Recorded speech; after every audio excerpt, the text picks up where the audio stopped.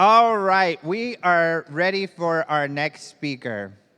This is a very big treat for us because the next speaker, James Fox, is a filmmaker who, in my opinion, has made some of the best documentaries in this field. For instance, Out of the Blue, and I Know What I Saw.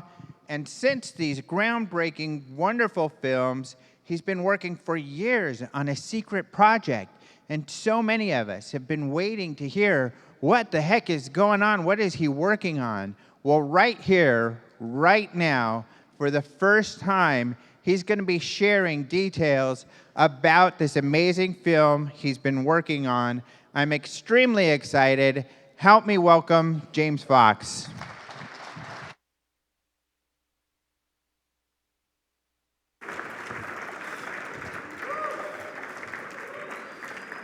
Mic check. Everybody hear me okay? Well, welcome and thank you guys very much for all of your support. I came across this photograph of Stanton, and I wanted to give a quick little just moment for Stan, because Stan was a huge influence in my life. And we went down to South America probably 6, 7, 8 years ago, and we were in a place called Peruíbe, which took me like a month to figure out how to say that word, Peruíbe. And it was probably a 2.5-hour drive out of Sao Paulo. And we got to this location, it was right on the water, beautiful spot, and there was an island just off the coast that apparently they had these deadly snakes there. The venom was worth money, but these islands were not permitted for humans to inhabit because these snakes were so deadly. But anyway, we'd sit and we'd have coffee with Stan every morning prior to our presentation in Peruíbe in Brazil.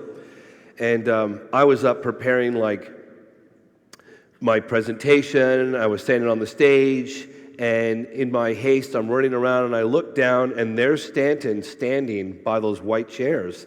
And I thought, this is such an ethereal setting, you know? There's something really heavenly about this. So I said, hold on a second. And I ran and I grabbed my camera and I took that picture of Stanton. And I just wanted to take a moment and just remembering Stan the man. That's what I used to call him. I don't know if you guys. Yeah. Yeah. He sent some documents to me. He's like, don't forget the Bollinger memo in your new film. It's really important. Most people overlook it. And the package arrived. I still have it at my house. But I'm going to share with you as much of the film and behind the scenes as well as a few clips without getting myself into trouble, because we signed a distribution deal now with 1091 for a theatrical release. Yes. Yeah. It's been a long road. And so I have put together a few minutes of clips I think you'll find enticing. Give a fairly accurate summary of what we've been up to. And then I have behind the scenes photographs, some fun ones. And I'll talk a little bit about, what it's been like, the journey it's been. And then, if you guys are up for it, I thought we'd do a little Q&A. Maybe perhaps some of you guys had some questions about the evolution of the phenomenon. It started off as being 701, and it's evolved into something, I think, much bigger, much cooler, with a new title, The Phenomenon, which seemed to be appropriate. So without further ado, also one thing I wanted to mention is I wanted to thank each and every one of you to put this event on, because I know what goes on behind the scenes, and I'm very, very grateful, as I'm sure many of you are. So I wanted to just take a moment and thank Alejandro and Karen and everyone else that's put this event on for us. Yeah.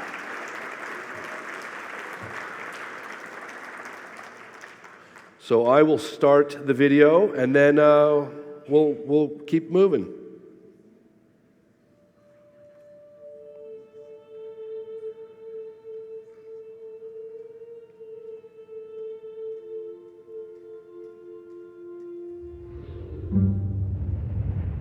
No one has proven there's nothing to it.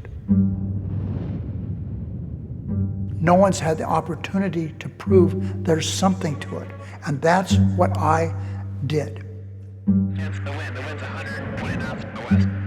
Look at that thing, dude. 5,500 people that were on the Nimitz in 2004 when this happened, and I guarantee every single one of them knows that this event happened. And then it goes poof, and it takes off the side. A UFO caused all 10 missiles in Oscar flight to go down. We would start getting erratic indications on that missile. Was this a warning? Was this an attempt to communicate? Na hora que eu olhei nos olhos. Tava com um olhar de medo. Porque é algo a minha filha viu. Eu não posso tomar.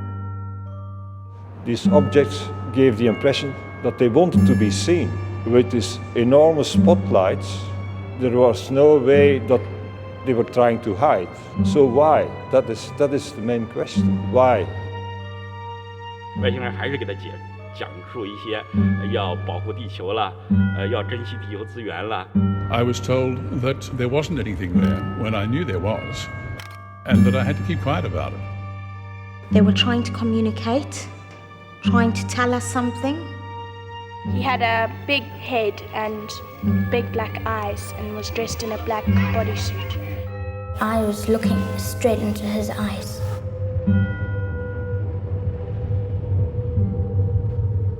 People need to know there is something else out there.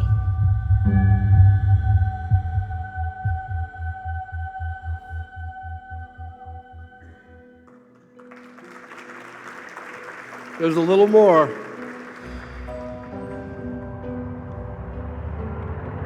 I couldn't resist. That's our major concern. Were we threatened?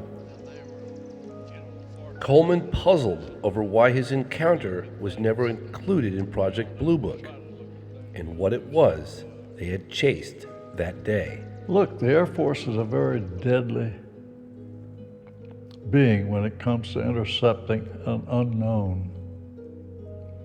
If it proves hostile, we're going to shoot it down. Other than that, no problem.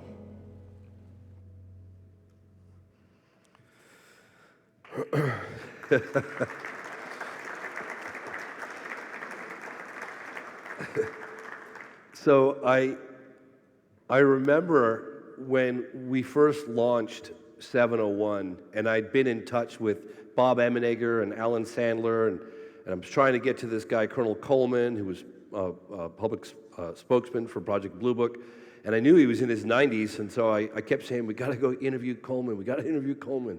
Oh, cool your jets, buddy, everyone, just go, relax, we'll put a game plan together, we'll get the funding, and I'm like, no, we got to go. We got to go get this guy. And we did, and about halfway through the interview, he was in Florida, it was a kind of a big deal, and I wanted to get a really good 60-minute style interview with this guy, Colonel Coleman, because obviously how significant he was. Not just that he had one of the most dramatic encounters in 1955 while piloting a B-25 bomber. He's what you call a qualified observer, but then he was later a public spokesman for Project Blue Book, so it's like the combination was amazing. Anyway, we're about halfway through the interview, and I turned to my camera guy, this guy David West, he's amazing. And I looked at him and he looked at me, and we both kind of said it almost at the same time. He said, this is the opening scene of the whole movie. We didn't have no way to get the airplane or the money or whatever it was, but we knew it. And it took about probably another 5 years, but we got it. And that was, so minus my voice and some color correction and some sound tweaking, that's the opening scene of the film. So, yeah, I wanted to catch people's attention. I wanted something exciting. I wanted something that was dramatic, but also relevant. So this takes me to the expression that we use pretty much every day in the edit room.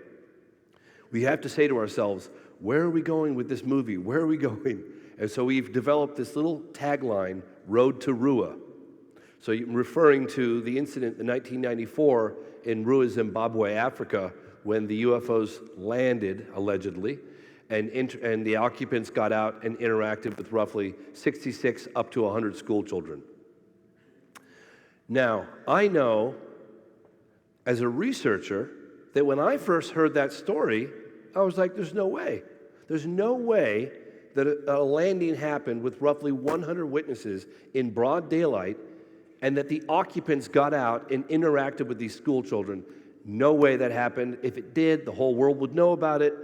So I know from my perspective as a researcher and a filmmaker that if I didn't believe it, then I had my job, my work cut out for me. Not that I didn't want to like come across as proselytizing to join my club of believers or anything, but I felt that I had to do some groundwork to get to that case, that the audience, specifically if we penetrate a much broader audience, would have to be briefed and prepped to get to Rua and to think that, you know what, this might have just happened. So that's our little tagline in the edit room. Every day we go, remember, we're on the road to Rua. So that case is relevant. It's a very dramatic encounter with a flying saucer disc by a very qualified observer. He had a number of passengers with him. Apparently, according to Coleman, all their stories, when they did detailed debriefings after the case, all paralleled perfectly. They were engineers from Allison Motors, Lockheed Martin. They all saw the same damn thing. It interacted with the environment. It was a very dramatic encounter that lasted about 9 minutes. So anyway, so I would think about that road to Rua.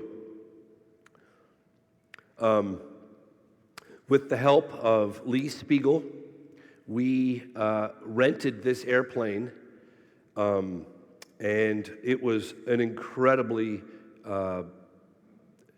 expensive endeavor, but also trying to coordinate because we didn't want to have this airplane up in the air more than we needed to, for obvious reasons.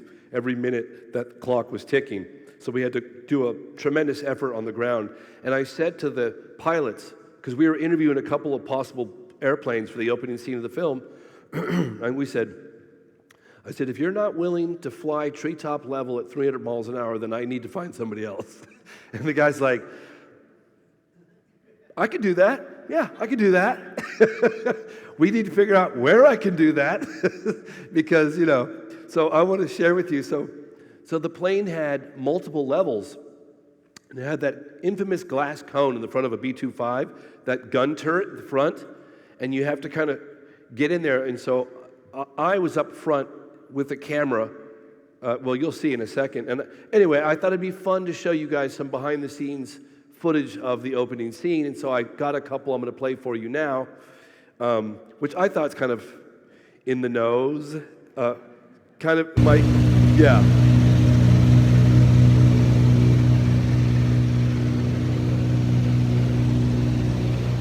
Wait for it.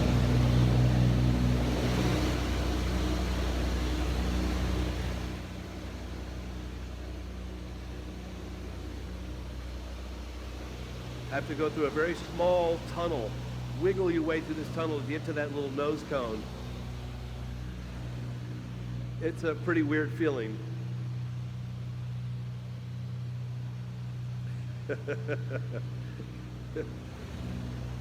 But anyway, so we were going to the location. We were going to the location where we're going to do this scene here, which we could only do a few passes before they felt that the authorities were going to be called. So we had like a couple quick passes, and here's the scene here. Here. Oh, sorry about that, guys. Here goes.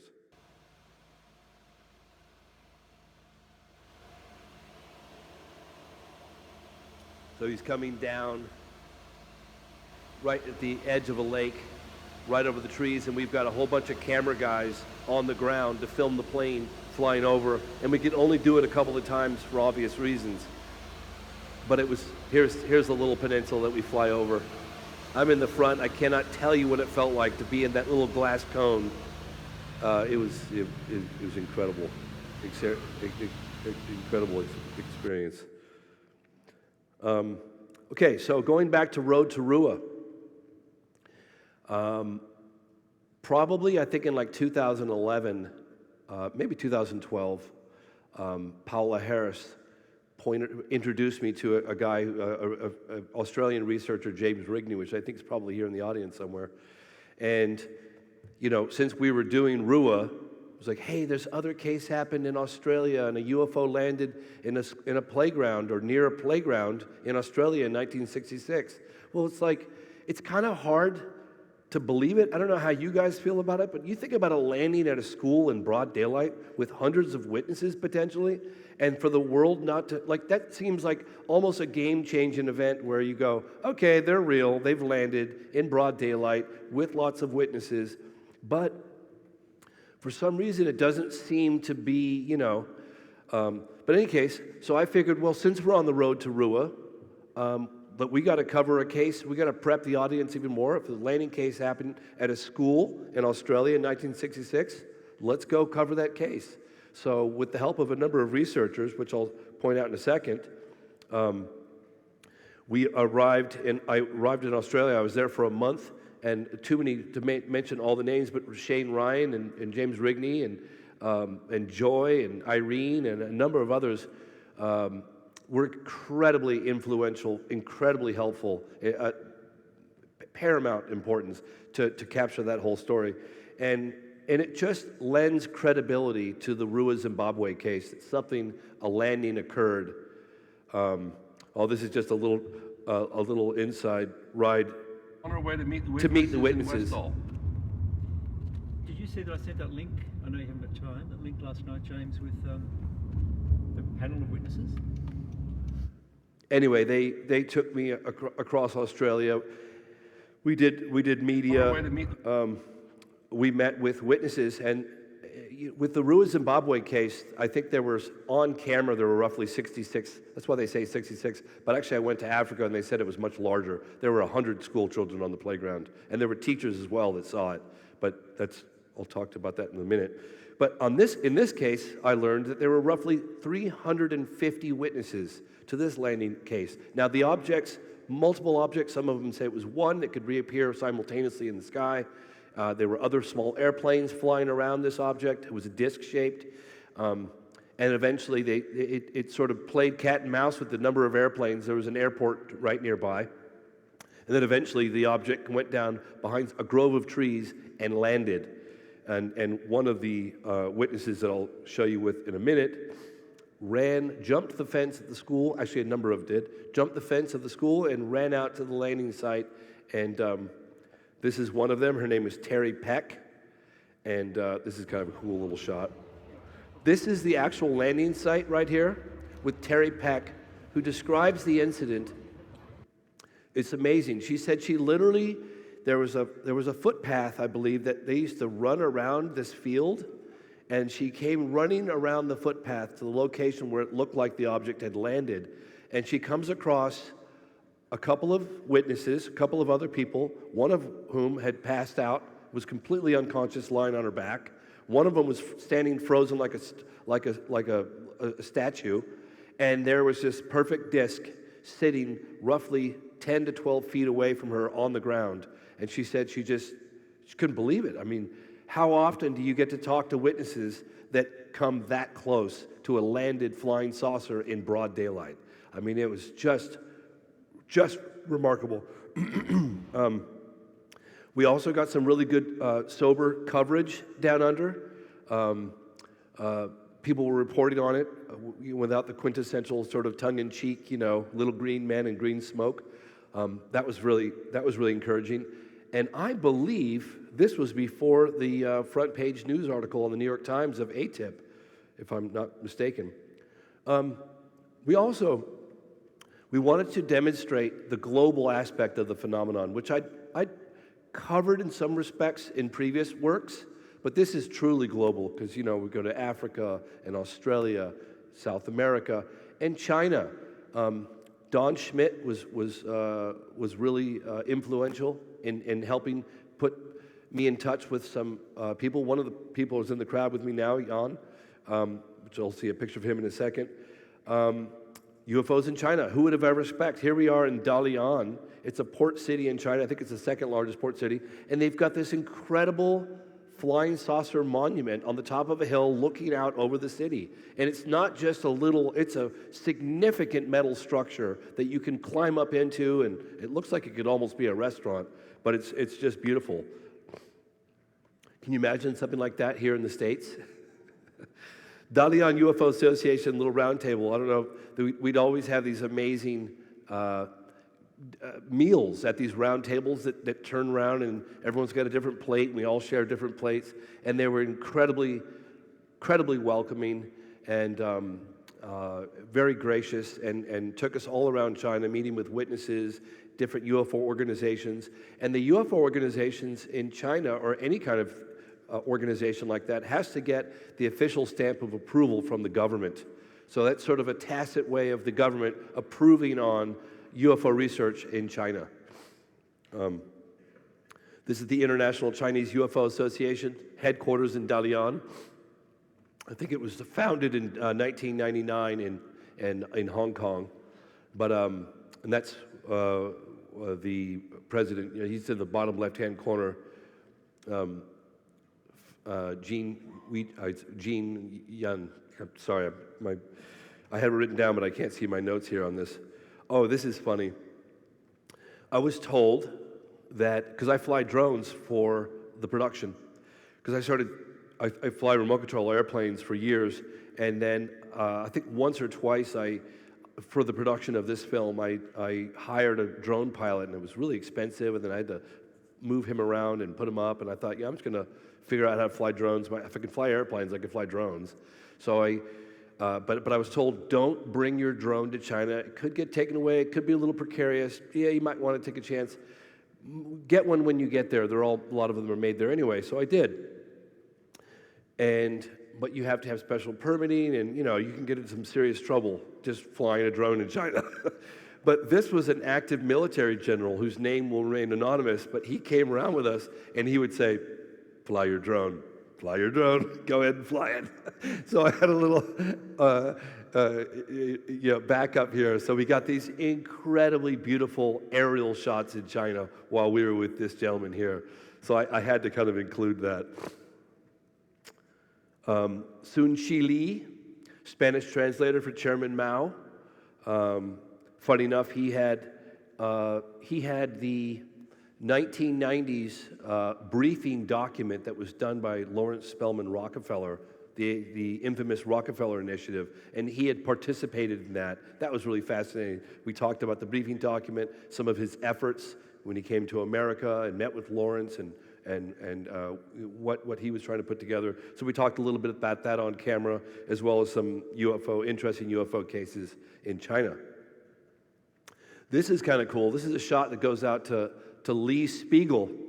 So we're in Chongqing, huge city in China, and there's a huge UFO event, and I see this guy, Ambassador Dennis Antoine, to Grenada in China. I'm looking, I'm going, oh my gosh, I can't believe an official guy is here, and he's like, yeah, I'm here because there was an event back in the 70s at the United Nations. And, we in Grenada, we remember that event really well, and we'd like to see something like that happen again, and further, international dialogue and exchange of information. So we met with him, Ambassador Dennis Antoine, and he gave us a brief on-camera statement regarding that. An official ambassador, really cool. So thanks, Lee Spiegel. Here we are 40 years later, and things are still happening as a result of that United Nations effort that he did back in 1978.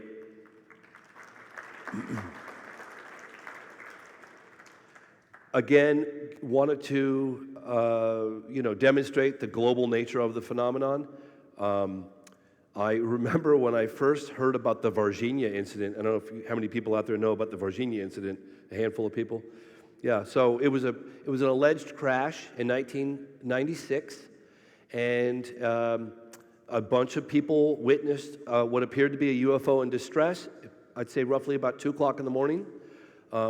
We interviewed a lot of those people, but also one or two witnesses that actually saw the UFO crash. So a number of people saw it in distress, a couple of people saw it crash, and then the next day, there were townspeople in the town of Varginha which is I think 4 hours north of Sao Paulo, that claimed to see these really weird entities. They were brown, they had big red eyes, they had very oily skin, no hair. They appeared to be scared and feeble. I did not believe this case happened. When I first went to South America like I said, about 8 years ago, Stanton Friedman and I were there together. A friend of mine said, "Oh, you know, you're going to Brazil. You should look into the Varginha case, where the aliens were walking around town." I was like, "Yeah, right.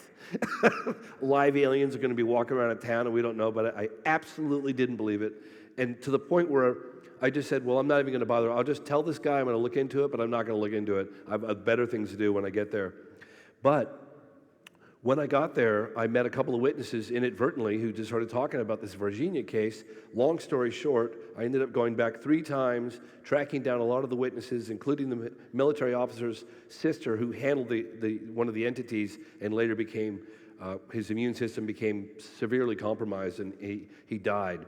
But there's an interview with his doctor, interview with his sister, all the documentation, and 3 of the primary witnesses that saw the live creature from, I don't know, 10 or 12 feet away in broad daylight. They all 3 saw it. Interviewed them. Interviewed the mother of the children who described what their daughters went through.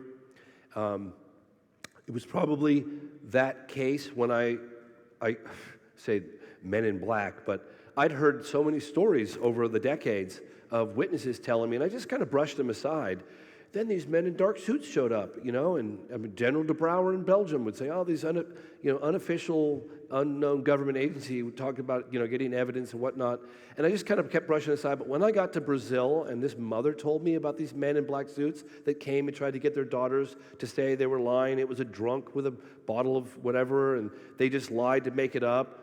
And they opened up a briefcase of money to show her. I just thought, why would this woman make this story up? Like, you know, how many times do I need to hear this before I start realizing, okay, there's some unknown agency that's going around intimidating, collecting witness testimony or manipulating the facts? This stuff's going on. I know it sounds a little out there, but I believe it now.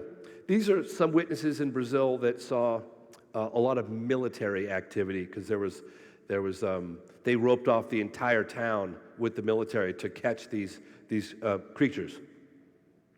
More witnesses, and I have the primary witnesses, the girls that talk about it as well. It's a bit of an interesting case, but something very unusual happened in Varginha in 1996, and I was not convinced of that at all. It took many, many times of going down to South America, meeting with the witnesses before I came to that conclusion that something definitely happened down in Varginha, Brazil in 1996. Okay, so we also decided that, you know, do our best efforts to get as many political figures on board with this production, just as a plea to, hey, let's open up the dialogue, let's talk about the phenomenon, let's not be afraid of the stigma that's been attached to this story for as long as it has been.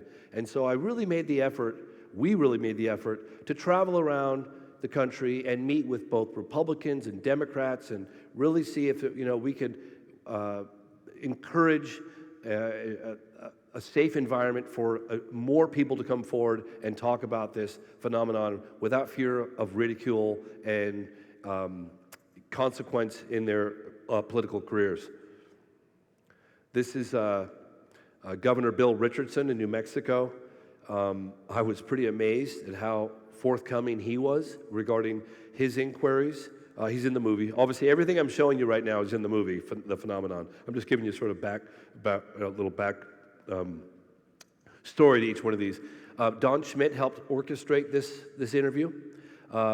He was governor of New Mexico, and a lot of his constituents, both Democrats and Republicans, were hounding him to look into the Roswell case. And he's like, of course, I have to. I'm just going to respond to my constituents. He had tremendous support in doing so. And he's like, basically the Air Force is like, you know, go sell crazy somewhere else. We're not giving you anything. He's like, I just got stonewalled. And he was like, you'd think I'm the governor of New Mexico, I'd have a little more traction than that. But, he says on camera in the phenomenon that he feels that it was not of this earth what crashed there, and that we have a right to know what happened, which, it's kind of a big deal, I'd say. Yeah. Mm-hmm. Yeah. White House Chief of Staff John Podesta. I've been trying to kind of get to him. He was Chief of Staff for President Clinton. He was transition team for President Obama, an advisor. But in any case, and he's had an interest in the phenomenon for some time, and he's obviously well connected. And he also talks about the need for, hey, let's suspend judgment. Let's investigate this matter further. Let's open up the files, and let's let the public know what we know and what's going on, which, again, is hopefully encouraging other people to come forward and do the same. George Knapp in the crowd here. I know he's coming in here at some point. George Knapp, thank you. George Knapp worked tirelessly, seriously, to make this happen. And I don't know if it would be appropriate for me at this point, if I have the time, but I should tell you, I'd like to tell you, if I could, the little story that happened right as we were locking down this interview. Months of negotiations back and forth. You can imagine, for me, it was an extremely big deal. We're setting up in the library next to Senator Reid's office. I think we're go time in about 35, 40 minutes. There's been a lot of coordination, a lot of setup time, and I'm really, painstakingly going over the camera angles, the lighting, the audio. We're really trying to make it look like 60 Minutes quality, really, really good. And all of a sudden, I get a text message from George Knapp.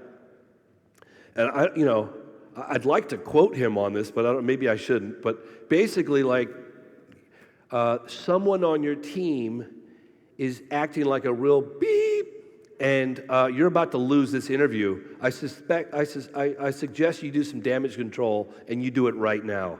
So I'm thinking to myself, my God, everyone's been so cordial. Everyone's so nice.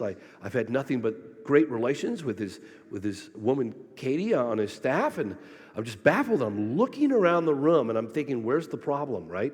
And I see my cameraman, David West, and right away I knew his son had been bullied. He drove from Los Angeles to Las Vegas the night before, got in kind of late. His wife was calling him in the car saying that, his son was bullied. I guess he was up on the phone with her late that night, didn't get any sleep, gets up super early the next morning on 2 hours sleep, couldn't find the location.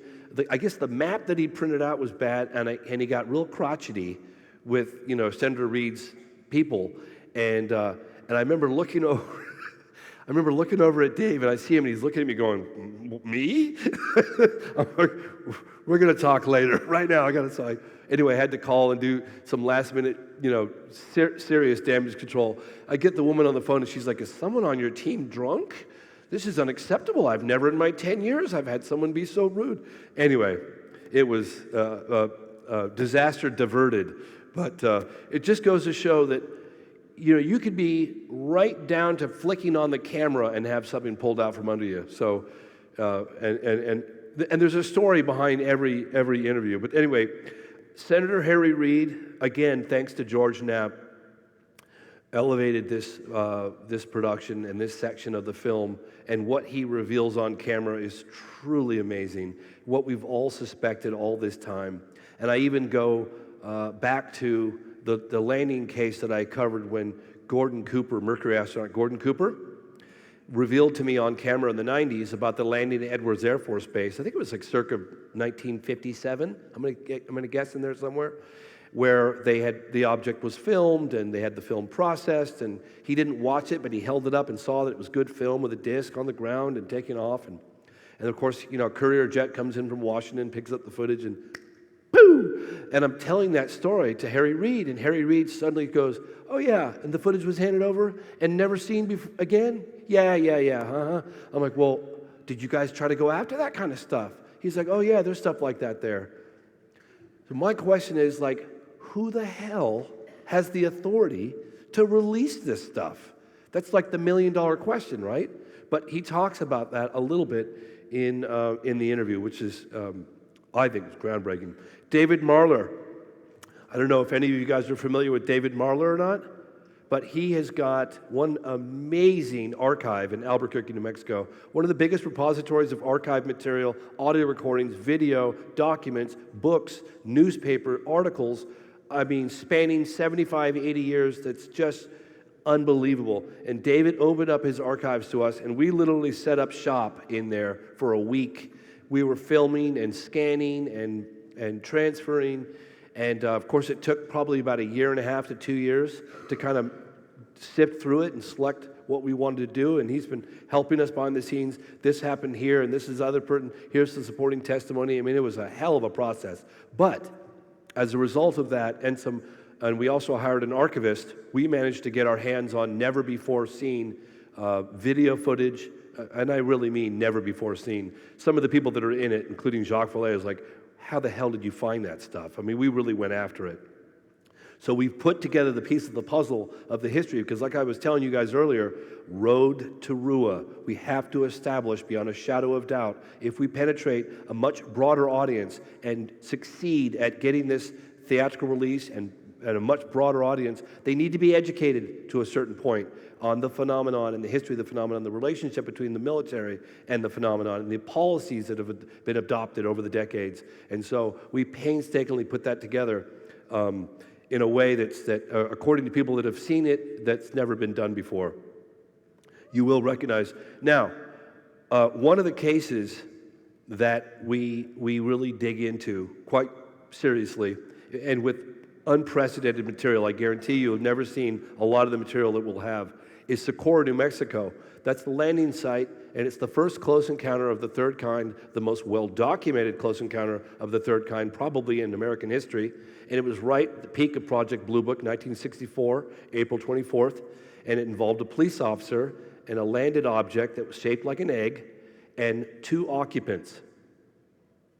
So every time I went to Socorro, New Mexico over a 5-year period, and I interviewed his wife. I got to know his family. I interviewed his wife, his sister. I hung out with his son, Michael, all of his coworkers. It took a while. I couldn't just go into, Socorro as an outsider. Hey, how you guys doing? You guys want to talk to me with my camera? It took years of going back and forth and getting to know these people and getting to know people in the community, getting to know his wife and getting trust with them.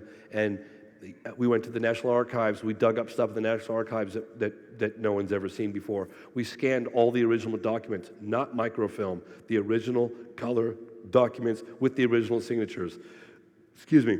Then we went, and I got to know Mary, Lonnie's wife. And Mary said something very telling. She said, that's not what she said.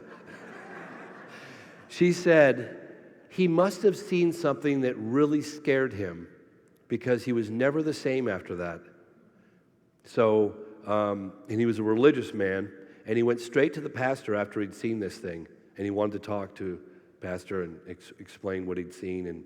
But in any case, she let me go into his personal archive. He had just died a couple years earlier, and so we got all of his records, all of his correspondence, all the letters from the people that wrote to him, all the correspondence with the military. I spent probably 3 weeks at their house scanning high-resolution scans of all that, getting the inside story from his coworkers, what happened.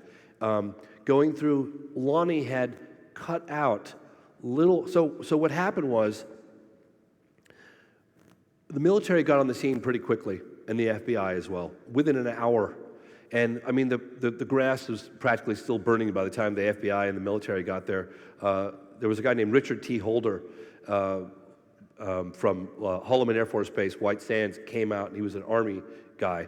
And he got there, and they documented the imprints in the ground from the landing gear. There were footprints from the creatures. There were burnt marks on the ground. There were a couple of other witnesses that saw it land and saw it take off. Those are in the reports. So there was a whole bunch of evidence. And what the Air Force got Lonnie to do, now, it took an hour for the military to get there, but before the military got there, there were reporters in town that got the story straight out of Lonnie before the Air Force had a time to kind of tell them what their objective was. They couldn't say it didn't happen, but what they wanted to do is they wanted to downplay as much as they possibly could the fact that he saw two beings standing next to the craft. That was the aspect of the phenomenon that was a game changer. Obviously, right? It's a police officer saying, you're not just seeing a craft, but there are two beings walking around the bottom of this craft that look like children, okay? And there are footprints on the ground. So that was an aspect of the sighting that they downplayed. They really wanted to start talking about that. But Lonnie had taken the news reports that from the press that was at the scene before the military could get there and kind of ask him to really tone that aspect of it down. And he cut out all those and he saved it all. So we scanned all of those. And we have those as part of the film. And anyway, so every time I'd go to Lonnie's house to meet with Mary or his daughter, or Diana, there was this truck sitting in the driveway with grass growing under the wheels, garbage in the back. And I said, Mary, I've been coming here for a few years now, and every time I come over, there's this truck sitting in here. Oh, Lonnie and I bought that, brand new back in 1972. It was our family, vacation truck, and I can't drive it anymore, and it doesn't have power steering. I said, well, Mary, I certainly would like to buy that truck from you. She's like, well, okay, and we made up a little deal. Then she called me back, and she said, well, my grandson wants it. I said, okay, give it to your grandson. That's great. About a year later, she called me. He's not coming to get it. It's just rotting away here. Come get it. So I went and I picked it up in Socorro, and I drove it out to California. And Jacques Vallée and Lee Spiegel and myself would drive it up to the studio down a dirt road. We're editing the whole movie down a long dirt road in a garden, no running water, no toilet, no internet, just a little hut out in the middle of nowhere, and that's where we've been editing the film. And in some respects, it was intentional. I mean, we would like to have running water, but it just didn't work out to find the studio that we were looking for with running water. But we take the truck out, and I think of Lonnie when we drive that truck out every day, and it's pretty cool. Just a little thing I wanted to share with you guys. Yeah, yeah. This is Jacques and Lee Spiegel and myself. In the cave, so to speak. And Jacques has been incredibly helpful because Jacques was with Dr. Hynek at Wright-Patterson Air Force Base just a couple days before the landing case came in on Socorro, New Mexico in 1964. Jacques was at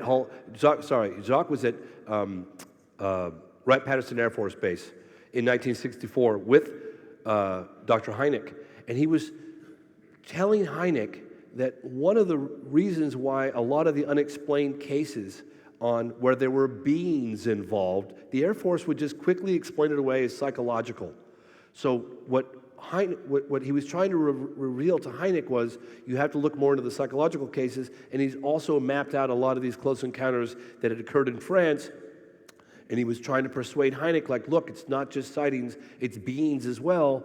And then literally 2 or 3 days after that, Hynek gets the phone call, landing in Socorro, close encounter of the third kind.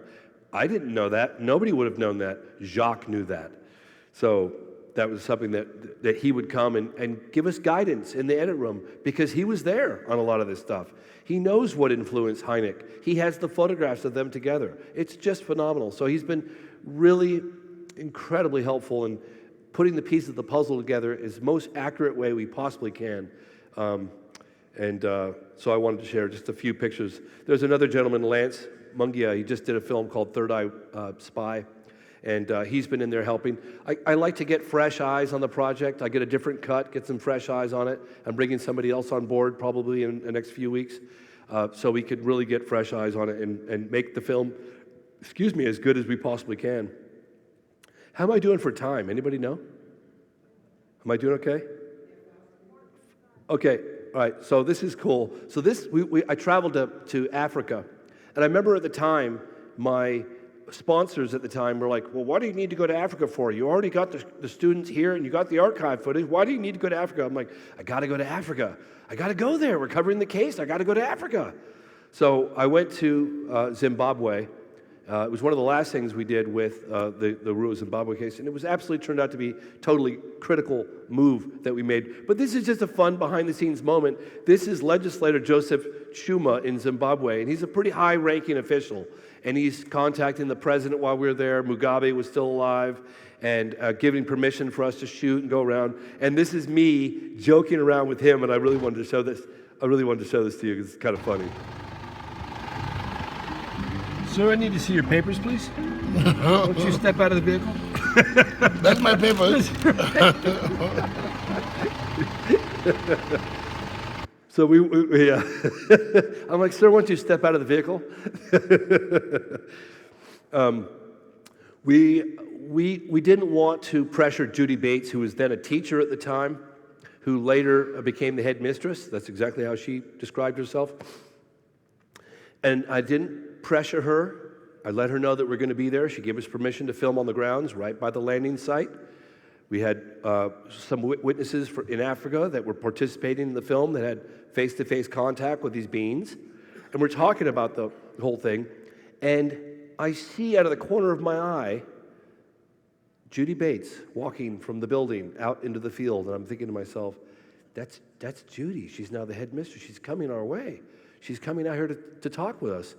And off the cuff, she decides right there on the fly to go on camera, and she wanted to talk to the children and apologize. I'll explain this one in a second. She wanted to apologize that she had lied. She had lied about the whole thing because she was more concerned about her career than she was about what really happened. But it was a wonderful moment and an opportunity for her to get that off her chest and to apologize to the children for doing that. Yeah, cool, right? And we got that on camera. That as well as in the movie. Yeah. This was one of the more salient moments for me, and I wanted to share it with you guys because I was talking with these witnesses. Now remember, these guys didn't see something like way off in the distance behind a rock. This was face to face, a few feet away, and I said, "What was it like to look into the eyes of a potential being from another world or whatever it was that you were looking at?" And this one person said to me, "Well, have you ever been out in the wild where you come across a very wild, rare sighting of an animal, and there's this moment of curiosity, intrigue, and mystery where you're just sort of stepping back and you get the eye contact and you're both equally curious, very benign encounter, but there's that moment of curiosity where time stops and you're observing one another and just kind of, soaking that moment in?" He said, "That's what it was like." He said, "These beings were just as curious about us as we were them." And there were these logs in Africa, that, according to what they told me, that would define the outer perimeter of the school playground. Those were the fields that were mowed. There were a lot of deadly snakes and spiders, so they could go up to the edge of that. And the log was like, you cannot go beyond this log. And what the kids would do at lunch or at recess, they'd go along the log and they'd skip along right on the edge. And the students told me that the beings, whatever they are or wherever they came from, were dancing along jovially with the children next to the logs. That's what they told me. Yeah, I know. Like mimicking their behavior and playing with them. Yeah. And a lot of the people in the town had seen the UFO, but it chose, for some reason, for whatever reason, to land at the school at 10:30 in the morning, 10 o'clock in the morning, whatever time it was. Anyway, that was an interesting little side note I wanted to share with you guys. This particularly unusual looking stance, it looks like I just got off a saddle, a horse. I couldn't walk for about the better part of 2 weeks. I was sitting in this really nice, comfortable editing chair, that movement, click, click, click, click, click, for several years. And finally, my whole chair, I had a really good chair, broke. And I thought, I'll take this in and get it fixed at some point. Of course, I didn't do that. I took the FedEx, I got a wooden chair. So I'm editing in this wooden dining room table chair, a stupid idea. And about 6 weeks later after that, my back froze and I couldn't move. So that's hence the funny looking writing position, like John Wayne. But that was the contract that we just signed a few weeks ago for a guaranteed theatrical release of the film The Phenomenon. And yeah. Going to theaters, baby. We're going to theaters, yeah. So anyway, on that note, if you guys wanted to, if we have time to do a couple of questions, I know we're also going to be doing a panel after this as well. So if we don't have time now, then I could take a couple questions. All right, we're going to do a couple quick questions, and then we have the panel afterwards. If you guys want to attend the panel, I'll be part of it, Dean Aliotto and a handful of others. Here we go. I'm looking for a microphone. Do we need? Oh, they've got one. Okay, great. So yeah, if you guys want to just step up. We're the line, you're first. Hey. You're first. Thank you guys, by the way, for everybody for coming. I appreciate it very much. Yeah, thank you. Thank you. Yeah. I kind of enjoy the business end of things, so can you give us an idea of what does it cost to produce a film like this, and how do you find investors? And I just ventured, you don't get real rich on doing this stuff. Well, so when I finished, I know what I saw, and I sold it for $500,000. People were like, "Oh my God, you're going to be," and I was like, "Well, I'm actually $100,000 in credit card debt. I owe $290,000 to one investor, $58,000 to another, and I probably made as much as I would have flipping burgers." But what did the whole film cost you to make? Well, this film was the biggest budget I've ever had, and when I did, I know what I saw. It almost went to a theatrical release with Lionsgate, and Lionsgate, I was so excited. You guys can't imagine how excited I was. And Lionsgate, it went all the way up to the top, and they were all excited about it. And then acquisitions department looked at it and goes, yeah, these production standards are subpar. We're going to take a pass. So I said to myself, never will I make that mistake again. So I ran out of money probably 15, 20 times on this production, but I just waited it out. I was begged, write letters. I mean, I've got 15 different people that gave money on this film production, but I waited, and I said, I'm not doing something if I don't have the money to do it right. The opening sequence of this movie, I didn't want to do special effects. I wanted to get the real damn plane. And that was the opening scene of the movie, this really dramatic encounter, and I felt it deserved that. Well, that took almost the better part of 5 years to put that together, to make that happen. But, so yeah, to answer your question, you run out of money all the time, all day long, always a challenge. Yeah. Yes. Anybody else? I'm looking forward to seeing it. Oh, thank you. No financial questions. We know that journey. Oh, yeah. Do you know about the West Hill School in the UK? I do. And wondered if you also covered that. And I think what an interesting thing, West Hill in Australia and West Hill in the UK. We actually had, she wanted to know if there was an incident. I think that happened in the 70s in the UK, right? Yeah, but it was a landing case. There's been 4 school landings, Mexico, France. UK. I don't know about the one in France. One happened in France. That makes 5. I heard Los Angeles. That makes 5. I heard Los Angeles too. Jacques told me Los Angeles.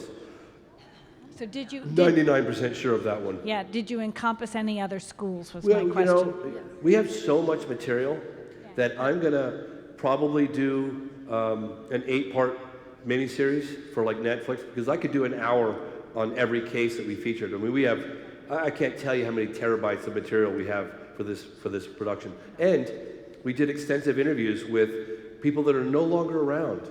And I knew they weren't going to be around much longer, and we got them on camera, and we have them now, preserved forever, right?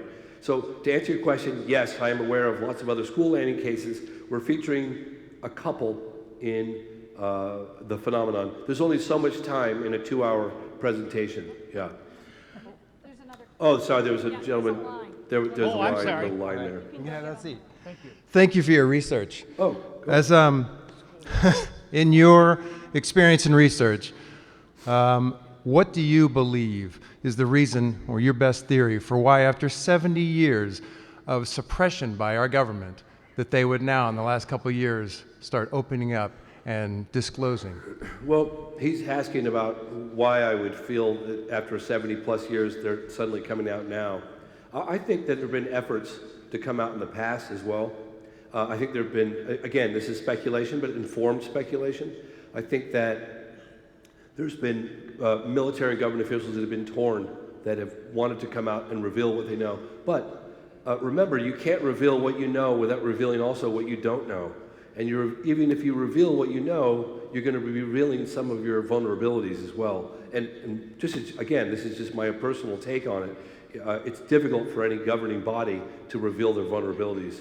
You open up the floodgates to inquiry, of which probably you don't have answers to a lot of what else has been going on. So justifications for secrecy seem pretty valid in some respects. But I think it's time. I think it's time. Yeah, I really do. Yeah. Oh, sorry. We're good? Okay, so we're done. Okay, you guys. Thank you. Thank you. Thank you so much.